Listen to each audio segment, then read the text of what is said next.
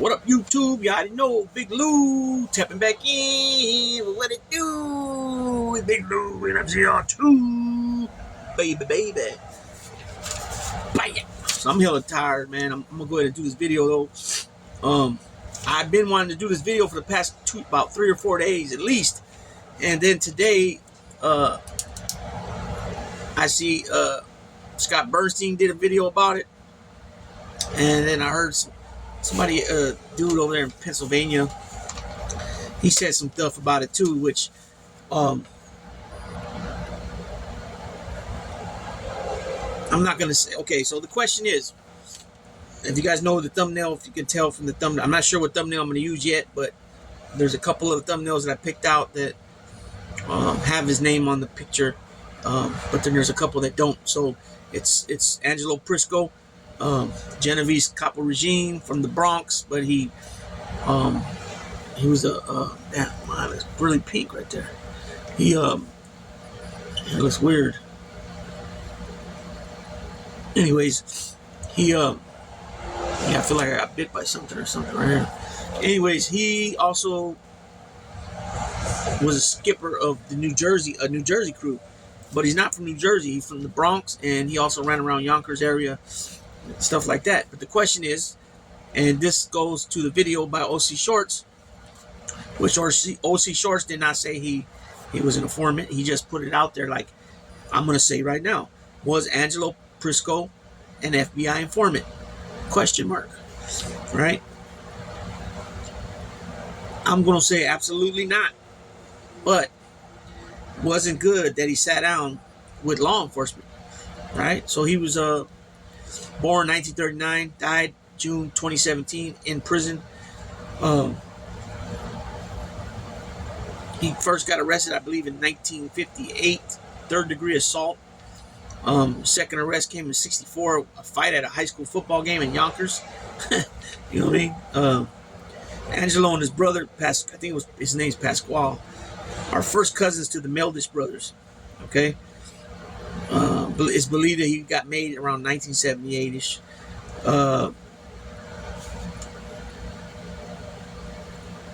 It's unclear why and how he landed in New Jersey, but nonetheless, he was there, right? They say he was, I don't know if he was actually a member of the Purple Gang, but he was definitely an associate, with his cousins being two of the main guys for the Purple Gang, and he ran around that circle of guys, right? So in 98, he was pinched. He pled guilty for arson. He was given 12 years state prison, right? Then he was released in May of 2002 on parole, right? I don't know how long the parole is in New York. Here in California, it's 3 years. It used to be 3 years, and then if you violated your first violation, they would usually give you another. They would tack on a 4th year on your parole. They don't do that now, so it's 3 years. And so in 2007, he's arrested again for extortion, and he takes a plea of, well, I don't know if he took a plea or he lost, but he was given 50 months in the BOP, the Bureau of Prisons. 50 months is 4 months, 4 years, 2 months, right?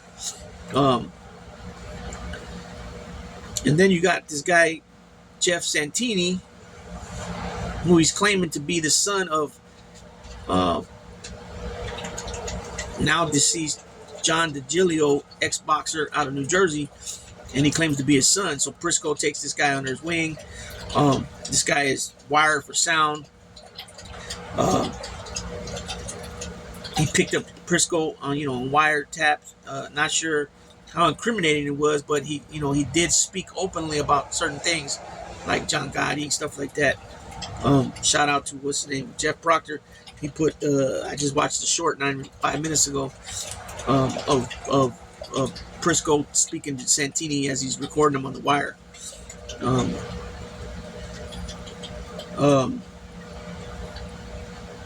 So like I said, I'm not sure how incriminating it was, but he ended up landing back in the joint, right? Then in September 2008 at FCI Edfield in South Carolina, Special Agent John P. LaRaia, right? And Task Force Officer William J. Quant show up there at the prison, hasn't pulled out. They inform him that a 10-count indictment is going to be coming down for racketeering, and it's currently pending against Prisco. I keep wanting to say Persico, but Prisco. So he starts asking questions. I mean, he's candidly speaking with the law enforcement regarding other mafiosos, and other mob events and situations, right? So the FBI summary, not sure if it was probably was a 302 that was the so-called summary.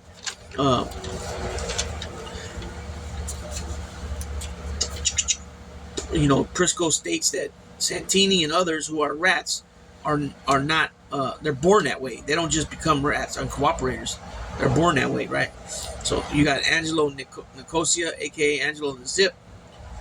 Prisco stated both Santini and Nicosia both worked with him. He didn't go into details about what they did, and if they did, it wasn't read on the through the paperwork, the FBI paperwork that OC Shortz posted during this video. And I'm going to include the link in this video to OC Shortz video. And you guys remember, it's in the description section of this video. Go ahead and click it, and then you'll see in the description the link to OC Shortz channel, to the exact video that I'm speaking of right now. Okay. He was offering law enforcement info on the family, on the Borgata, the Genovese family. Mafiosos aren't even supposed to. Mafiosos are not even supposed to talk to other mafiosos from other families. You're not supposed to indulge in conversations about what's going on with your family with another, brother in Cosa Nostra, but from a different Borgata. You're not supposed to indulge your family's business, right? So here, this guy is indulging some information about his family with law enforcement. That's a no-no, right? It's a no-no. I mean, it's not really big what he's saying, but it doesn't matter. So he's discussing, their business. Prisco didn't speak too highly of powerful Genovese, New Jersey capo Tino Fumara, and he said Fumara was fooling himself with the big ego.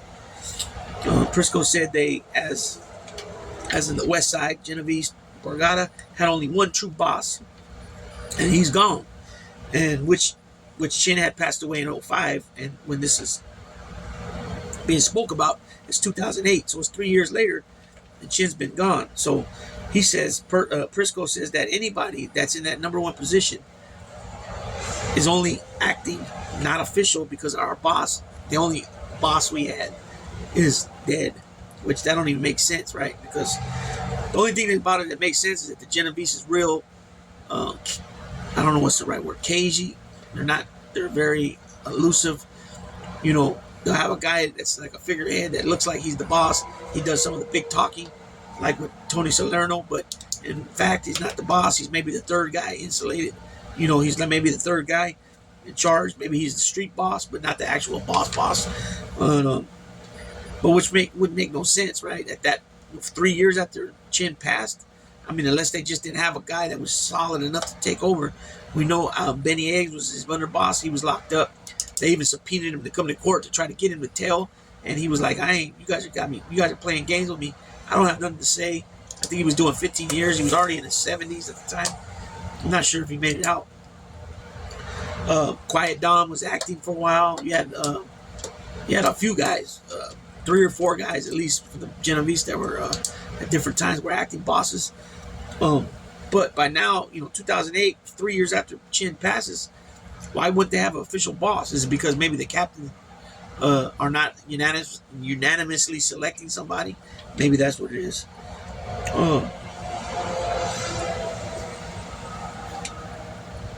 And then too, it could have just been him fishing, Prisco fishing to try to see what they would say. But in all, that he for sure, no doubt, violated Omerta, right? But I don't know if by 2008 if things had changed, because we know that Danny Marino, Tony Pep, Ali Boy Persico. There's more. Those are the three that I know at the top of my head. That Danny Marino. These guys allocated in court, admitted to being members. And they're okay. They're still considered good standings. So maybe that something changed because we know they weren't killing people no more. And the mob, they would just shelve you, And so maybe something changed with this too. But at the same time, that's why you don't go. And this goes even with prison, man. If you get called up there to the podium for something, or you got to go up to the office to ask them because something you need, you have to bring a shadow with you. Another person comes with you to be sure that you're not trying to drop no kites and try to slide up out of there for whatever reason, right? And so this shit's fishy because, come on, you're getting let out your cell. Wherever you're at, they got a call for you on the speaker over the yard sound system. If you're at your job, they got to call you, right, to come talk to these law enforcement people, right? And you're supposed to, even if you don't even know, you think it might be a attorney visit or something. As soon as you're able to see who was there to see you, you deny it. You say, no, I don't want it. I don't want the visit, right? Because, and I've said this many times, those 302s, they tell you, whoever the person is talks, and they just jot down everything, and then later they type it, right? Not to say that they're getting everything you said. Something might be twisted, and that's more the reason why you don't sit down with them. Period. You deny it. You deny it, and you deny it. You don't. Even if it comes to the part where you got to get it, they're gonna give you a write up. You take the write up. You know what I'm saying? And like I said earlier in yesterday's video, you never sign nothing. Anything a form from prison, state prison, or federal prison says on there about your behavior, or if it's a chrono saying that this is what you are, and you got enemies with these guys, or anything like that, you do not never sign it. It's admitting, it's agreeing with what administration is saying, and it makes you look like a poo butt. You know what I'm saying? So like I said, I don't know if things change and they kind of allowed this, but like I said, when Prisco comes out of his cell or wherever he's coming from, there's still people in the cell, in that housing unit that's in their cells, that are in maybe the day room. They see him go in the room, and he's in there. Obviously, from what we gathered here, he got to be in there for at least half an hour, and he's talking, and they're talking back and forth, and he's saying some things about the family that he shouldn't be saying. Period.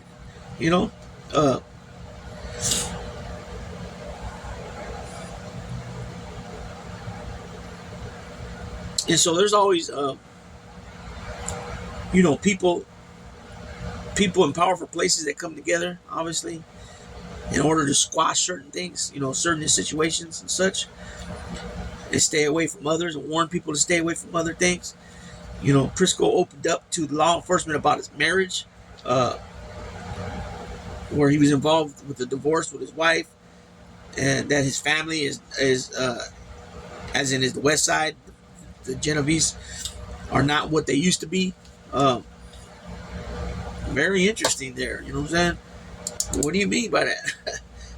Then his cousin comes up, and his cousin was killed. John Sangiolo. Prisco told law enforcement that his cousin was always in some BS, and he had to save him many times. Prisco asked about his cousin, and apparently he asked the Chin. The Chin told him leave it alone, and he finds out later that Chin sanctioned for his cousin to be killed, which they found out he was stealing money. He was robbing Anthony Palumbo, a soldier in the family. And then he just blatantly asked if Johnny Balls and Doc are rats. He also asked if the 10-count indictment was state or feds. That's strange to me. Why would you ask, just openly ask if somebody's a rat? That's weird. It's weird behavior. It's weird. Just like I always say, how Joey Merlino always talks about rats this, rats that. That's strange to me. Like, I don't know any convicts that does that. Yeah, if you're talking with somebody and you get know each other from the streets, or you know each other pretty good, you know, and you're talking about stories, war stories, and then somebody name comes up that was there with y'all, and then he maybe turned, you know, and you might say, yeah, fucking dude, you know, something like that. But the way Joey talks about rats, it makes me think that he was like that in the joint, which that's crazy. And the funny thing is that he lives in Florida, where all they're at, all the freaking My Blue Heavens at. Everybody's in Florida. Dominic Zicali, Mikey Scars, Larry Mazza, uh, uh, Sal Romano, Anthony Russo. Who else is down there? I can't think. What's the dude's name from the Gambinos? The Big Sal. I can't remember his name, but he's a big dude from. He's from the Gambinos. Him. He's down there. Jimmy Calandra's homeboy. The one that went to Italy. I can't think of his name right now. Joey Calco. Joey Calco's down there. Chris Pacello's down there. Gene Borello's down there. There's a ton of them down there. And Joey goes after some of these dudes, right? It's weird. And I've heard people come out saying Joey was like an asshole to do time with. I don't know. I don't know if these dudes are really serious, or if they're just trolls and they like to go into the chat and talk shit. You know what I mean?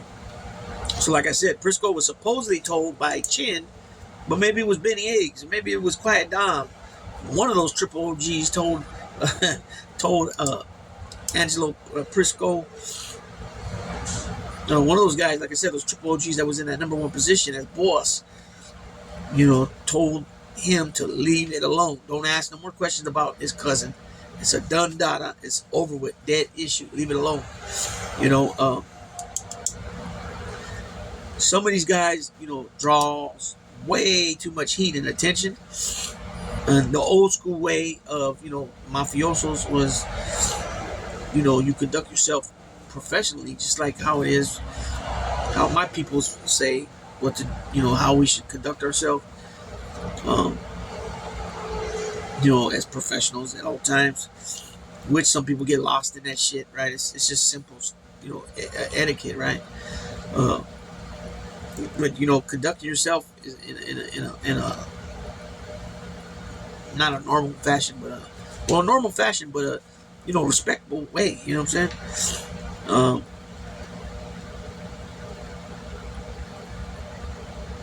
So, you know, the Borgata, if it's true what he says about them not having really a legit boss, and everybody's just acting, the Genovese has always been good since the late 60s with having somebody as a front boss. You know what I'm saying? Somebody that talks and speaks out in public like they're the boss, but they're really not the boss. They're really just a mouthpiece for the real boss.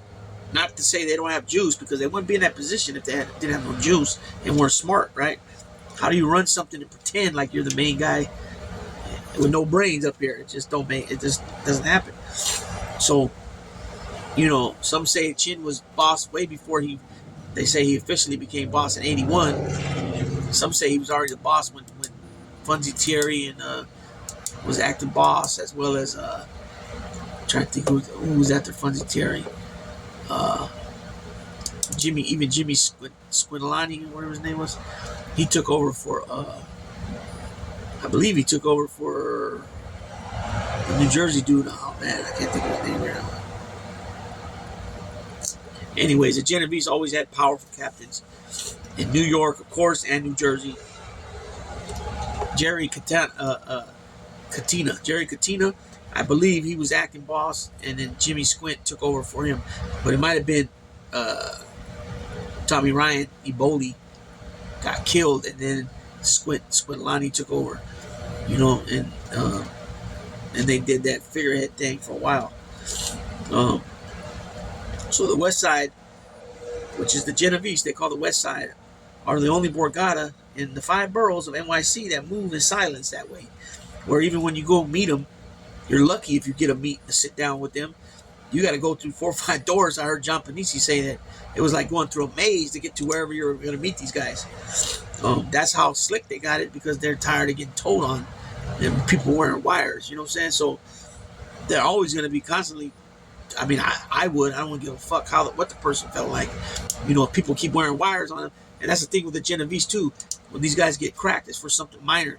You know, gambling, something minor where they're getting no violence. It's, you know, it's low terms. You know, the scale for the guideline is, you know, less than 10 years. It's like 6, 7 years, 4 years, 3 years. You know, and so that they keep it that way. You know what I'm saying? And they don't do violence unless they really, really have to. But they haven't done it in many years. So they move in silence, usually late night, right? They do a lot of U-turns, a lot of signaling with the blinkers to make a right, but then they make a left when the light turns green and vice versa. Some guys go down one-way streets and boom, come out, go around another corner, and now it's clear. A lot of times nobody's even following them, and they freaking do this shit because they get so paranoid, right? So, you know, make a right turn, but the vehicle makes a left instead. Driving down one ways. Doing, oh no, that ain't got nothing to do with this. Okay, so, his cousin's demise, like I mentioned, was sanctioned by the top of the Genovese hierarchy, which they say it was Chin at that time. Because he was killed in June of 92. Chin had another 10 years before he went in. I think he went in. No, I take that back. I think Chin went in the first time on his first sentence, like in 98, 99, I believe. And then he got indicted and all that again in 02 or 03, which he ended up passing away in 05 in lockup.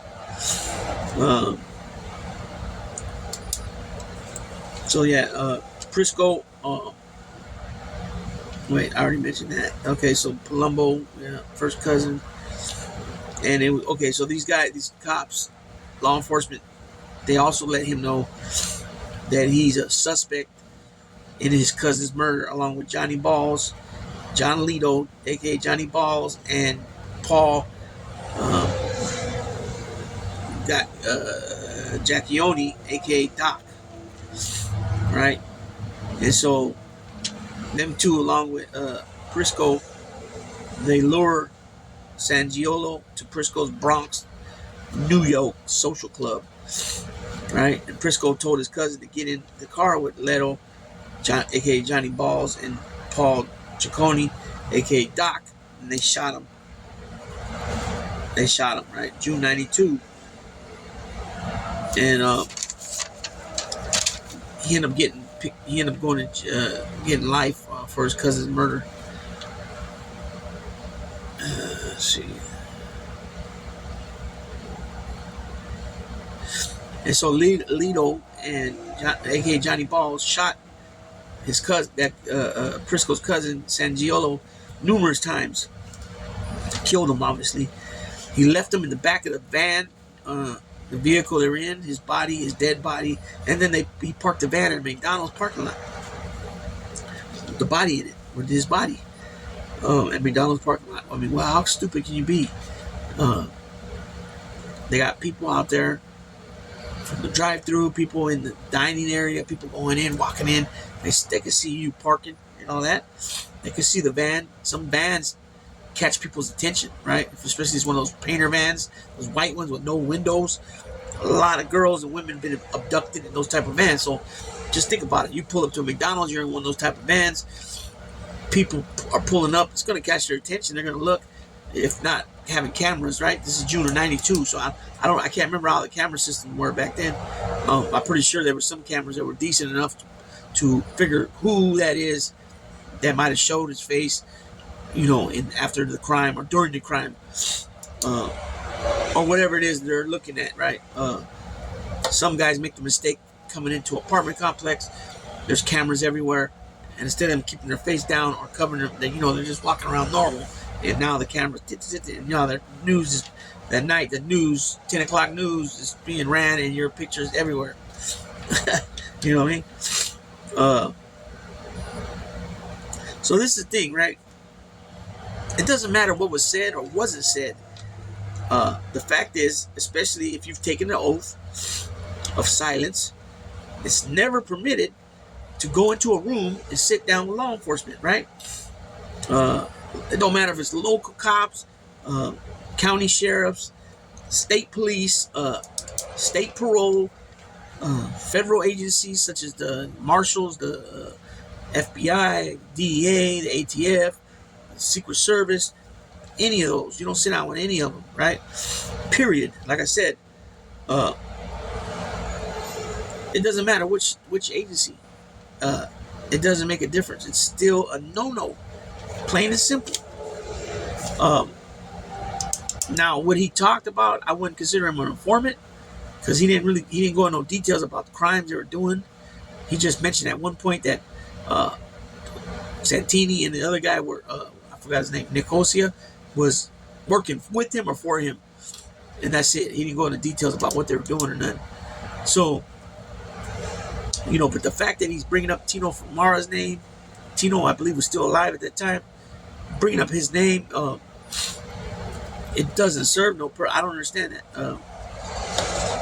Unless they had a personal beef going for power over the family, maybe. I don't know. But I don't know. It's a trip. I can't call it sometimes. Sometimes you can't figure out what's going on. And you got to figure out by figuring it out. You feel me? But I wouldn't consider him a rat. But like I said,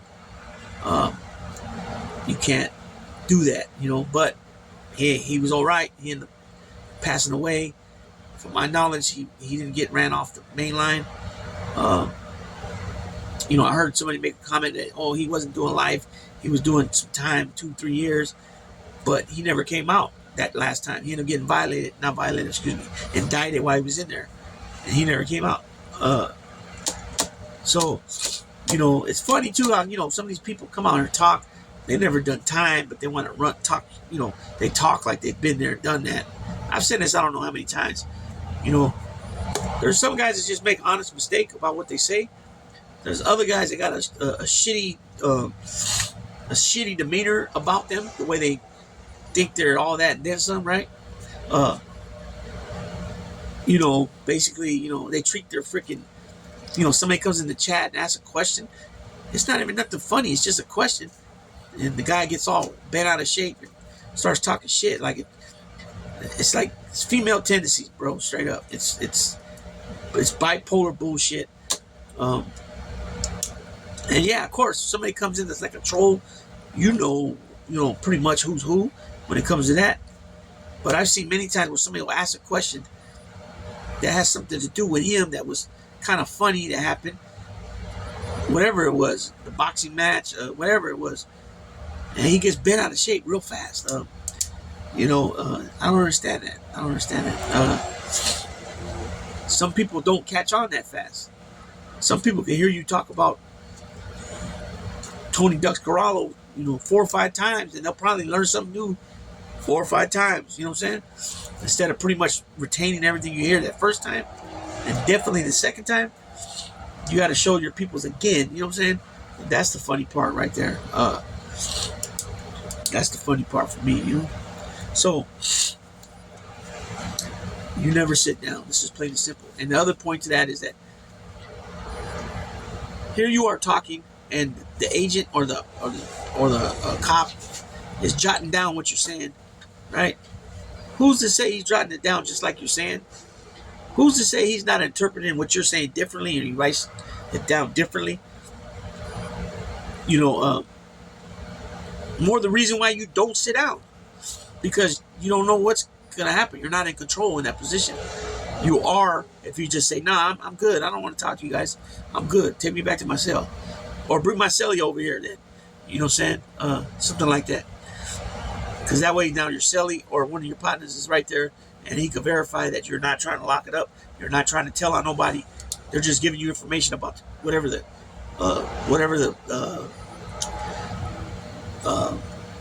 charges are, you know what I'm saying? And whatever the court fees, not the court fees, but the court procedure, excuse me, as far as your next court date and all that.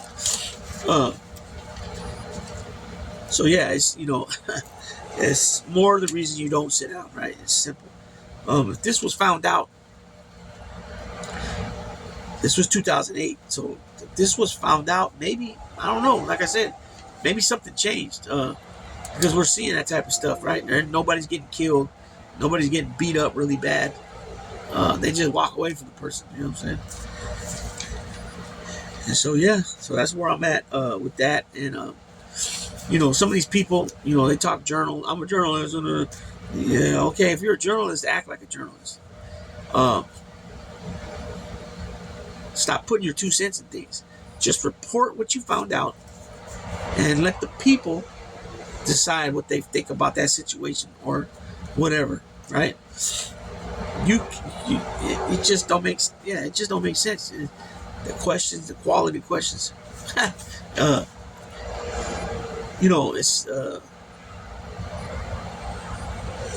I'm just not really sure what at that time, 2008, if they found out about him sitting down with law enforcement, speaking of Tino Fiumara and all that, and other people, out loud, obviously with the FBI. Well, I don't know if it was his FBI, but he definitely was a federal agent, special agent. Excuse me. What was his name? LaRaia.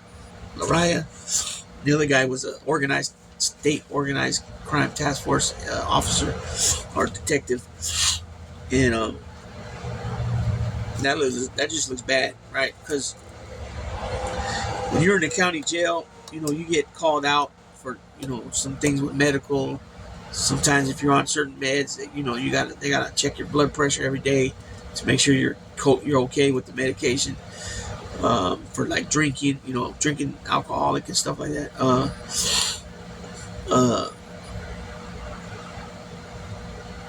When you get your cell door pops, this is in the county jail.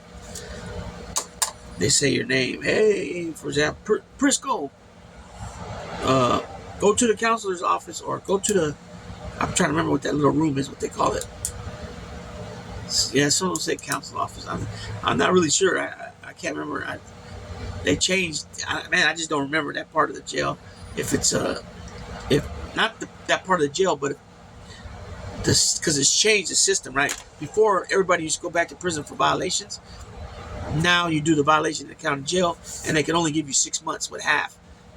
Usually, what happens, because the jail's so crowded in this county, that once you're usually there like 14 to 18 days, and once you see the commissioner. And he gives you your sentence: 120 days, 90 days, 150 days, 180 days. Obviously, you go back to your housing unit. Your paperwork gets submitted to the records and all that. They punch it in. Usually, the next day at night, they kick you out, or during the day. And it's usually around like 2 weeks because they're pretty packed, right? So you're doing about 15 to 18 days on a violation, pretty much. A lot of times that's not enough for you to dry out and clean up. And so yeah, you got that problem, right? I'm trying to remember, because they had a room to the side where the laundry mat was, and only the trustees could go in there. And then they had a little room next to it that was like a counselor's room, and I think that's where if I remember correctly, that's where people like that, like I'm saying, like law enforcement, come in to question you about something. You go into that room. Thing is this, though, you come out your cell, you see the guy there, right? You see the guy, the officers, the agents, the special agents. You see them, and you know that they're something. You're just supposed to turn it down, walk away. No, I'm good. I got nothing to say to you. You know what I mean? And that makes them, that upset them. But most of these guys, they don't work off feelings. Most of the time they handle things right, but. I'm speaking of the other cops, because I kind of, now that I said, I'm like, oh, that kind of didn't sound right. I'm speaking of the cops. A lot of the cops are more like social workers, you know what I'm saying? But a lot of them don't know how to deal with certain situations, right? Nonetheless, when this guy got called out of his cell, of his job, if he was in his class, if he was working in the captain's office as a clerk, or the lieutenant's office as a clerk, usually they tell you, who's there to see you most of the time, but he should have just turned it down. He should have went in there. But for some reason, this didn't surface until 2008, or excuse me, not 2008, a few years back, and he's already been dead for 7 years. You know what I'm saying? So we can't really say. I mean, other than we know that's a no-no, right? And let me make something clear too, that being from California, the powers that be over here, there's two powers that be, right? One is majority down south now, Southern Cal, and one is majority Northern Cal. I'm not going to say the names, but I will say that the one from Southern Cal came out first at a youth facility that's right here in this town where I live. And 1957, they were born, and it was the place ended up being a prison later, but it was a youth facility at the time, California Youth Facility, Youth Authority, excuse me, CYA. These guys came together. They somewhat mimicked the Italians with the black hand and the name, kind of, and that's it. I'll stop there. They came out, like I said, at 57. The other guys came out more in the 60s, 65 or so. You know, they started organizing around 65, 64, 65. Made their move in 68, a big move in 68 because something happened. Something was stolen, and that crew too mimicked off the Italians, you know, as far as the hierarchy, and a lot of stuff similar, right? But I'm not going into no details about what that is. That's not my business to do any of that. I'm only saying about the influence the Italians had on cats over here in California, with what was created here for these minority groups, because like we know, everything originally has a good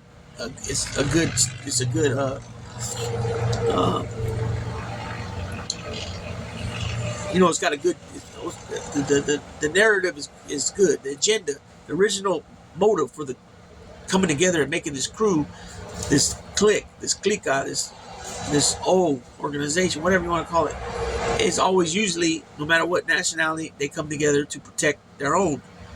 But they get sidetracked from that very quickly when money becomes involved, and on top of money, dope, right? And cats become tyrants, right? And things go haywire and crash land, because that's not what they were put together to do. You know what I'm saying? But unfortunately, with everything, that's what ends up happening, and they become more of they end up becoming more of a source, source site of reality, I guess you could say. But they do have some good messages and some good philosophies and such things of that nature. But it's not for everybody, and especially if you got authority problem, listening. Prison is definitely not for you. And I'm not saying because of the guard, the COs. I'm saying because you're people. If you run with people on the street, if you're pretty much a gang member on the street, you're going to run with a gang in the joint. Simple as that. And you don't necessarily have to be from a gang, but if you're from, say, if you go into R&R, which is receiving and releasing, and you say, they ask you, where you from? And you say, Long Beach, right? That's LA County, Los Angeles County. And you're Latin descent, they'll say, oh, Southsider. And the guy might say, no, I'm not, I don't gangbang. Or no, let me rewind that. He said, the sergeant asked him, where you from? He says, Long Beach. And then he says something else, and the youngster says, I don't gangbang. I don't gangbang on the street.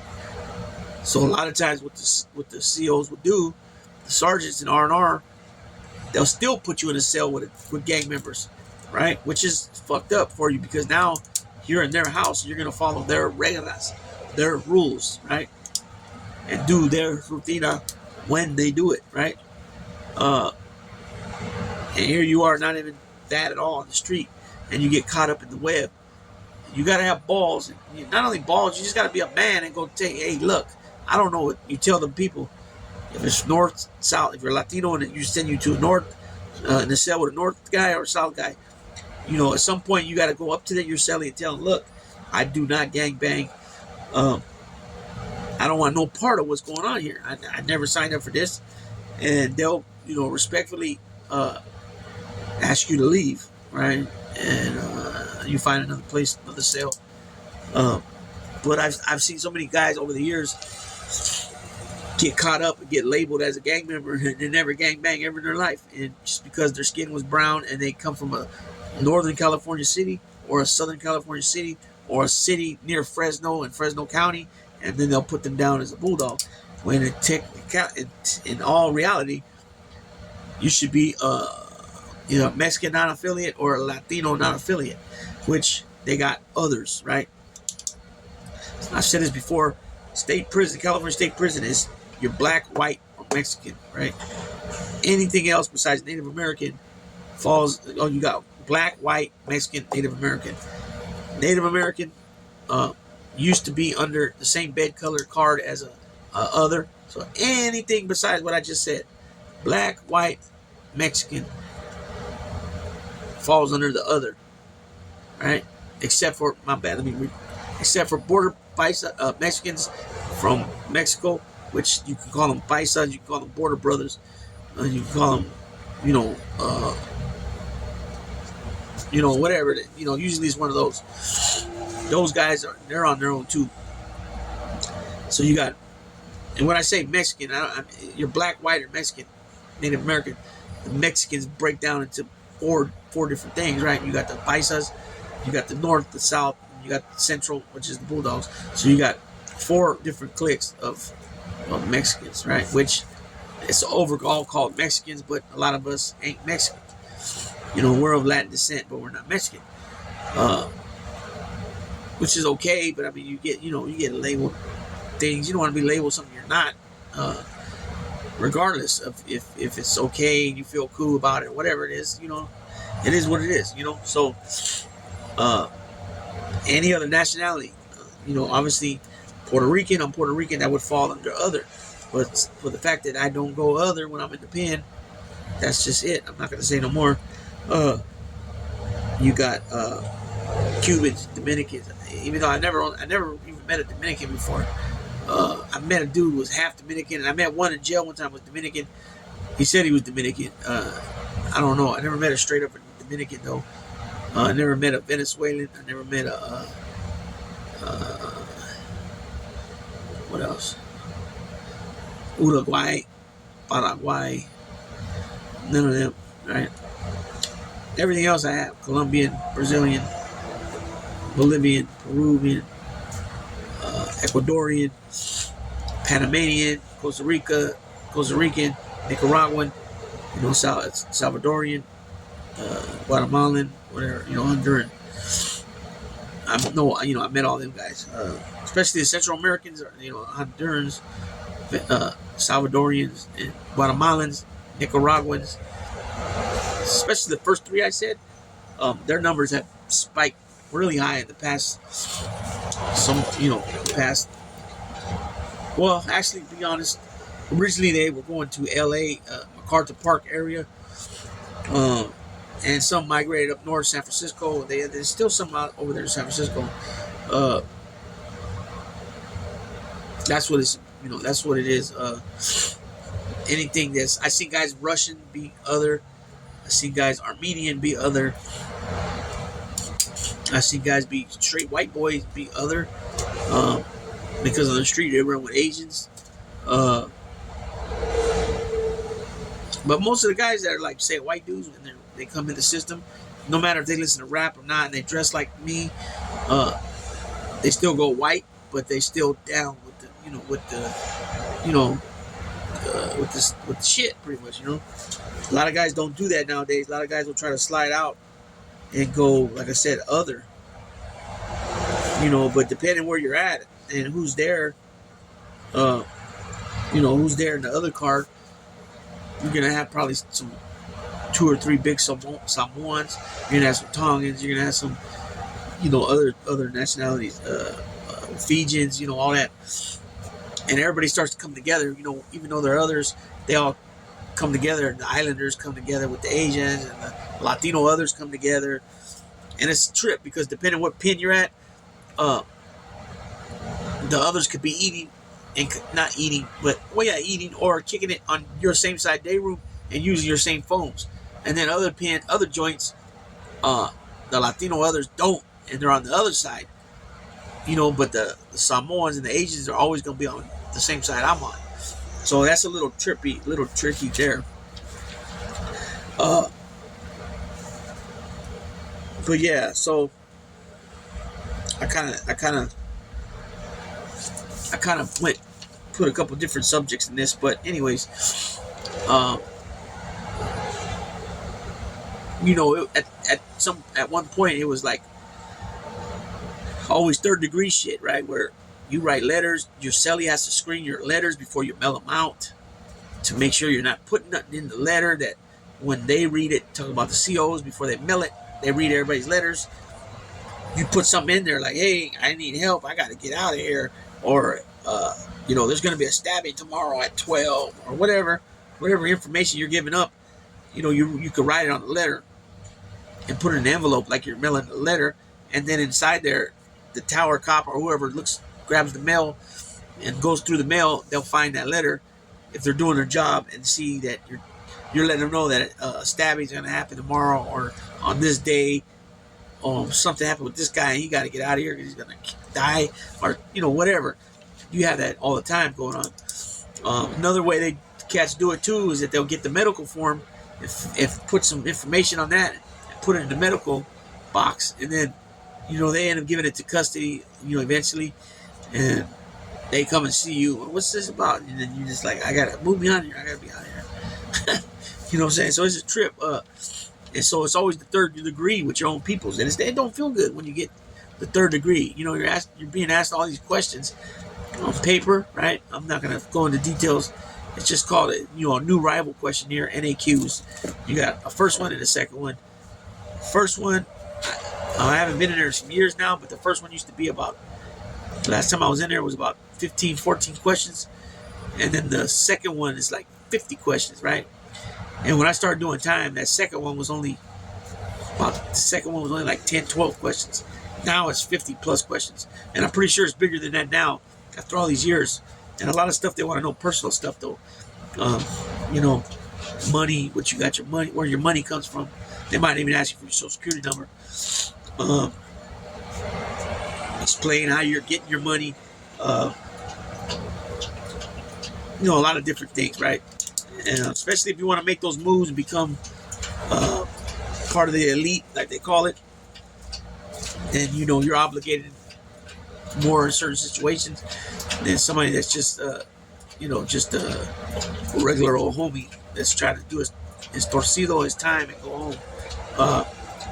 But we'll act if need be. You know what I'm saying? So it's a little different. There's steps to this shit, right? And I'm not getting into all that stuff. It's neither here or there. Regarding this. But I'm gonna do another video soon, probably tomorrow, regarding a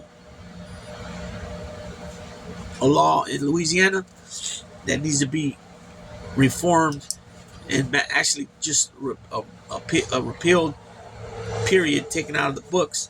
It's an 1898 law. It's Jim Crow jury. Basically means that if a jury is 10-2, basically if the jury is more for a conviction. So in this case, this guy, what was his name? Jared, I think it was Jared. 10 people from his jury said he was guilty. It was the 10 white people. The 2 black people on the jury said not guilty. He still went to prison 25 years. On parole, 16, 17 years. Got to make a $60 payment every month. And it even says on the paper, number of payments. And because 12 months times 16 years or 17 years, it has 1,000 something payments on there, on the paperwork. So, I mean, how is that? So they find there's many dudes in prison doing a gang of time in Louisiana from this law. The Supreme Court ruled that it's violating people's rights, their constitutional rights. But they're not retroactive. They're not saying it to, they're not saying that people should be released ASAP and or given a new trial.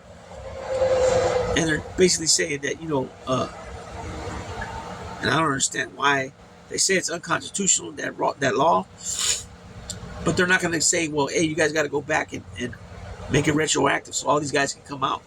I don't understand that. And so the end of the video, they're at the the Supreme Court, I believe it was, for the state of Louisiana, and they had speakers there. They had a lot of organizations there, nonprofit, and a lot of people spoke. And the Supreme Court, now this is the Supreme Court for the state of Louisiana, they voted it down to not make that law retroactive. I mean, I don't understand how this is even possible. It should have been a mistrial, hung jury. I mean, 10-2. Yeah, it's closer to 12-0, but it's not 12-0.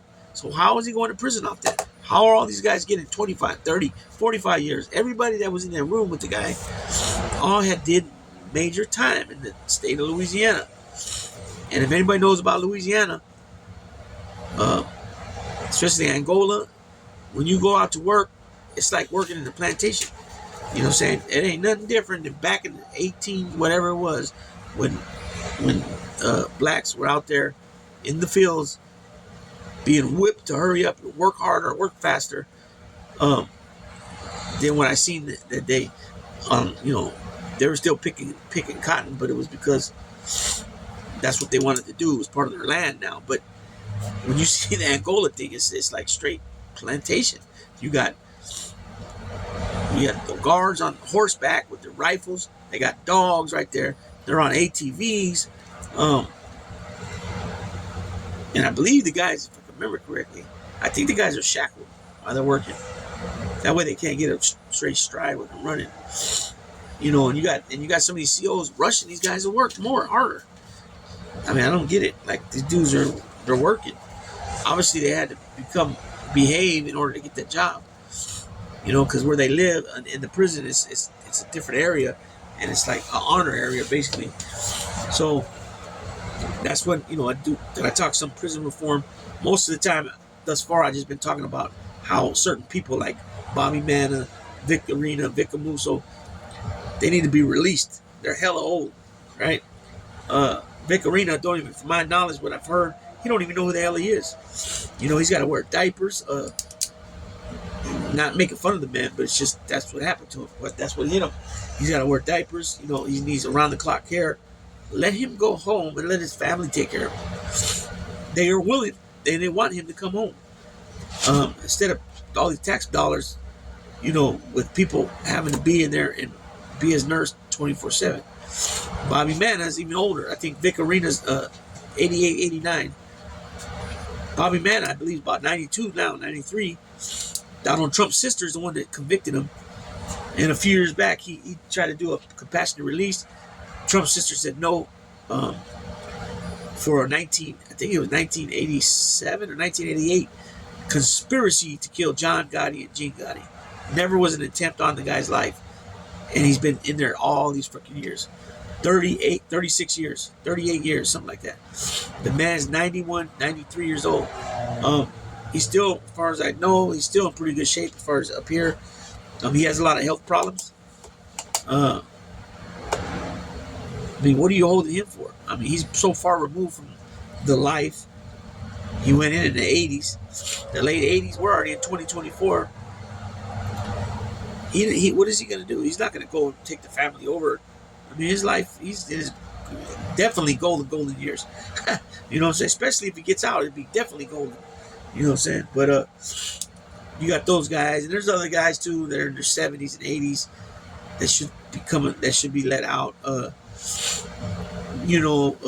And they've been so far removed that they're not going to get involved with the, back with that life. And if it'd probably be bare minimum, if anything. So anyways, this ended up being a way longer video than I expected. I know I probably won't get many views on this video. The last video about Michael Francis ended up being an hour or something. I kind of was all over the place on this one. But at the end of the day, when you involved with that kind of that lifestyle, when you took an oath, and even some of these dudes like I ain't taking an oath. It don't matter, dude. It don't matter. You're out there. You're running around with people that took oaths. You're taking orders from them. You're helping them out. You're doing criminal activities, robbing things, stealing things, carjackings, armed robberies, bank robberies, you know, all this stuff, shooting people, you know, fighting, clubbing people, all these different things you're involved with, which is street stuff. Don't matter if you took an oath or not, because you know what's up. You know what I mean? So, anyways, I'm gonna go ahead and shut this down. I'm tired. I'm trying to get some rest right now. This fan's blowing in my face, so now my nose is stuffed up again. Damn it! I get that problem a lot though. So it's still pretty warm right now. Pretty sticky and warm. I gotta take these guys out and use the bathroom. So with that being said, I'm gonna go ahead and shut this on down. Like I said, I was gonna do this video on Angelo Prisco actually I started thinking about doing it like about a week ago, because OC Shortz came out with that information, and so I was like, wow, maybe I'll because I did the John Gotti Jr. Video too, right? And it's the same thing, it's the same thing, except for John Gotti Jr. actually gave up information about people that were involved with him on, not so good things. The not the congressman, the councilman, he let them know about what they had going on. He brought up a lot of guys that were dead. Some guys weren't, like Daddy Marino, he brought up in there. So I wouldn't say, like I said, I wouldn't say that Prisco is a rat or an informant or cooperator, none of that, because I didn't see it there. But in that world, you're not supposed to sit out. And in my opinion, he was a little bit too candid, a little bit too open. He kind of loosened the mouth, you know what I'm saying? This is law enforcement you're talking to, like, and so it is what it is. With that being said, Big Lou, tapping out. Baby. Bye.